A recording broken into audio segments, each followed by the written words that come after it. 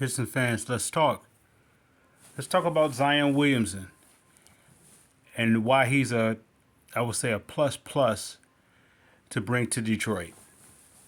With the current locker room and the players in the locker room, he's not a distraction with that.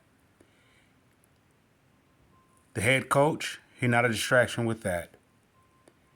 General manager, he's not a distraction with that. The assistant coaches, he's not a distraction with that.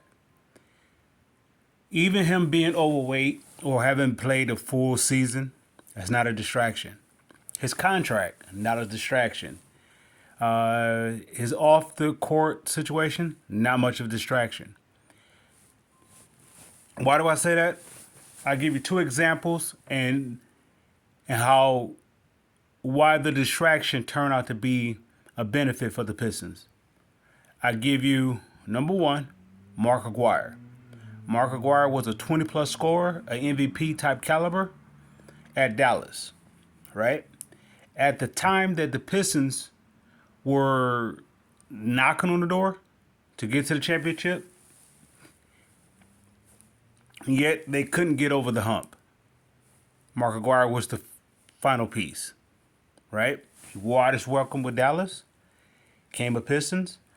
He actually He wasn't a headache because he wasn't getting his 20-plus points, or he wasn't being he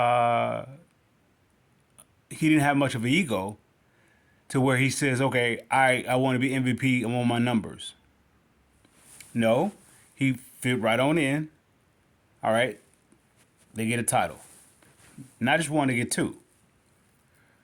Because he made a sacrifice. The number two, Rasheed Wallace. Now, Rasheed Wallace didn't come to Detroit exactly. He went to Atlanta for a game, then he came to Detroit. However, Rasheed Wallace wore his welcome with Portland. Now, on the court, he was what? Disgruntled, tech, whatever. So, how would he fit with the current Pistons roster at that time? How would he fit with them? How would he fit? According to how he was on the court with Portland, how would that fit with that Ben Wallace type, totally different demeanor? And that the squad was a totally matured squad. How would that fit? It don't fit. However, Rasheed came over with all that he had to offer. And he checked all the boxes. For every missing box that the Pistons was lacking, he fitted. Now, this is the reason why Zion is the perfect pick for the Pistons out of any possible free agent or any possible, let's say, trading candidate or any. Why Zion is the perfect fit is because he makes Jalen Duren, James Wiseman, Ivy, and Cade 10 times better. Why? Because this team is ready to go, right? This team is ready to go to a playoff. Matter of fact, like I said in past videos, they're going to win 41 games. That's without Zion. With Zion, they're 41 plus. This is a guarantee. No, forgive me. I think I said it that way before. Anyway, I stand with that. They are 41 plus with Zion. Here's the reason why. Zion makes everybody better. Everybody's in that locker room is coming to this team a whole lot better than it was last year or previous years. So they are going to be better. What Zion does, he does it. Two things why it works. Zion doesn't have to carry the load by himself, and the Pistons doesn't have to carry the load. It's a perfect fit. I'm going to say it this way. They sort of need each other. Zion need that locker room support that the Pistons have, and the Pistons locker room need the personality of Zion Williams. Zion Williams is a dominant player. I mean, he is a dominant player. Not so much points, rebounds, and the athleticism and so forth. I'm talking about his attitude.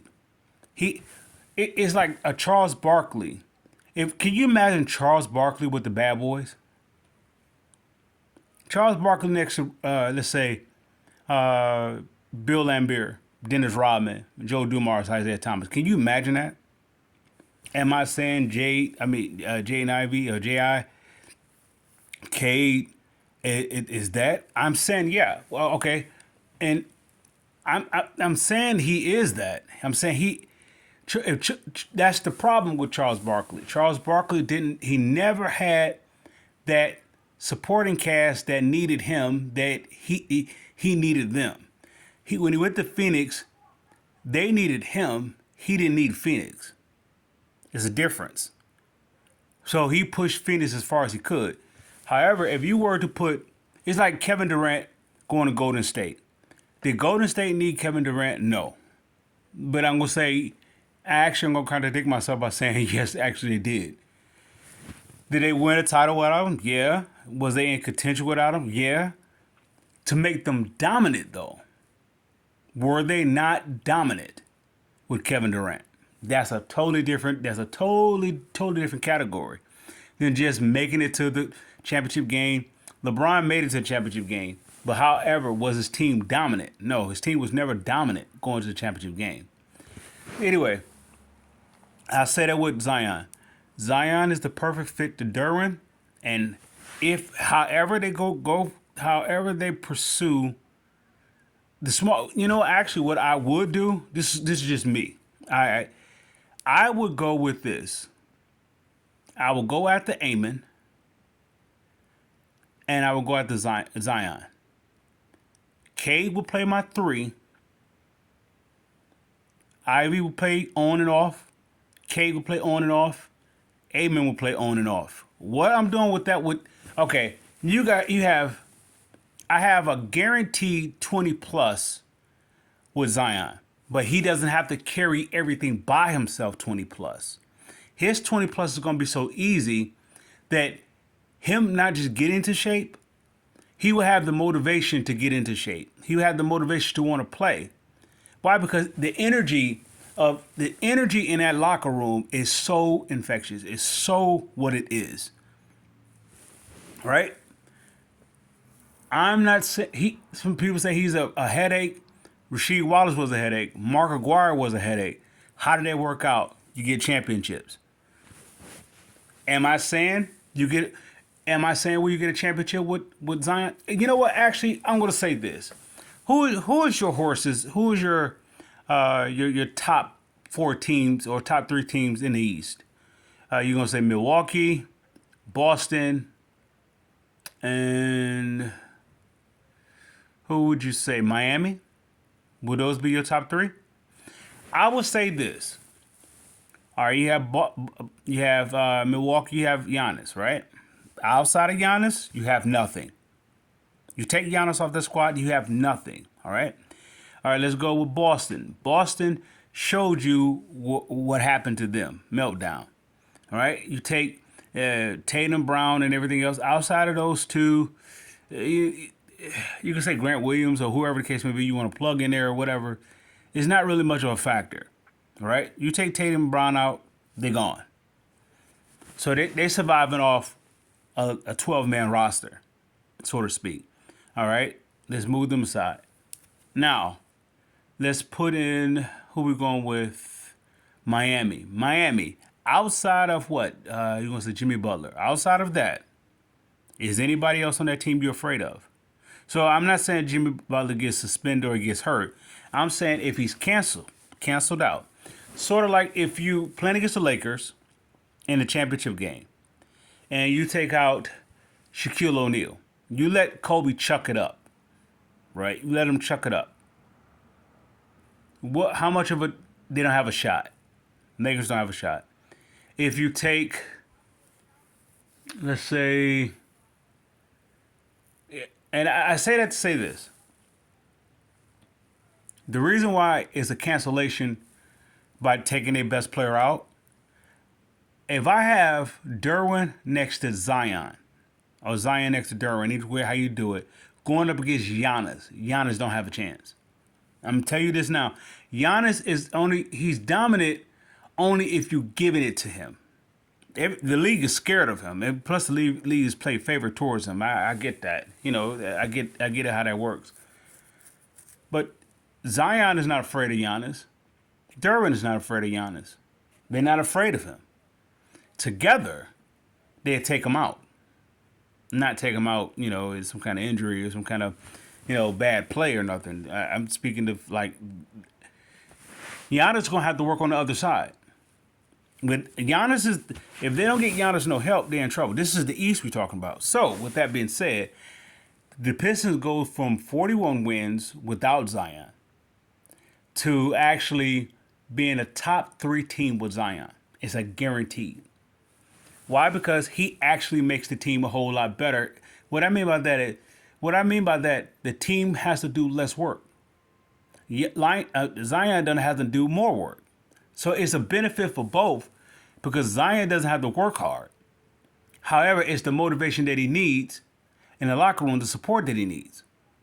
Look at Rasheed Wallace. All right, how he was up under, I guess you could say, the going to work crew was Larry Brown. Where was all those texts were? It was a different focus. Now, in New Orleans, what kind of focus is there? What kind of focus is there? He could do whatever. He is the team.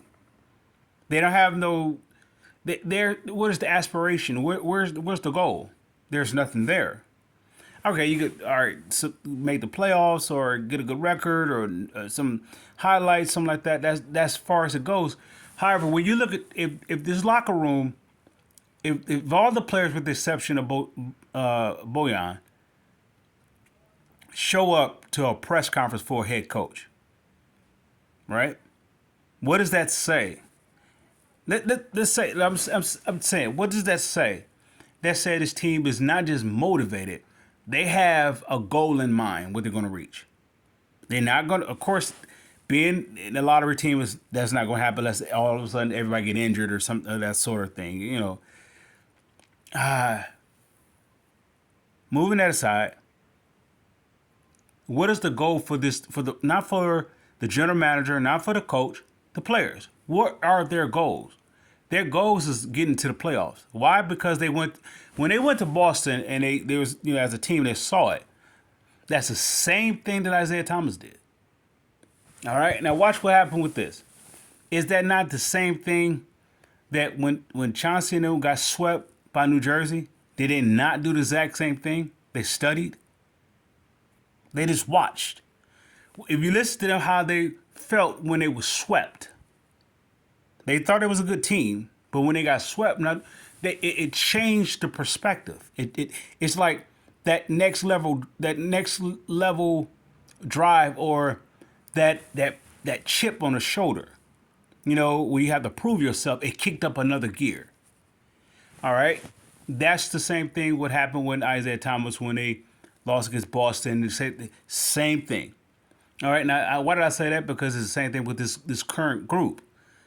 When they went to Boston and it was watching, they didn't. All right, their state of their positioning of their record, and they didn't care about that. They was looking to see how it's they're taking it in, see how the energy of it is to be in the playoffs. They was taking that in. They wasn't taking in the negative side. Okay, we'll never get here. We're 15 win season. Winning season. Team, and they didn't take it from that perspective. They took it in as this could be us. That's why they all went, and that's why they all showed up for the press conference. Now, the Pistons gonna go get Zion, and it's gonna cost them, but it's not gonna cost them something. When Troy Williams talking about he's going for the fences, he has multiple options to go for the fences. My top prize is Zion with I guess you say one of the Thompson. Okay, no. Forgive me. Let me change that. Zion, 2 lottery picks. That's me swinging for the fences. 2 lottery picks.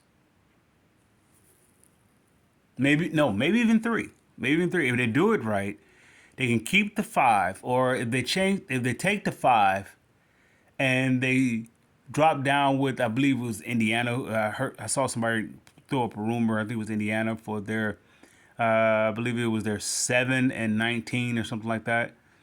and then you take Bojan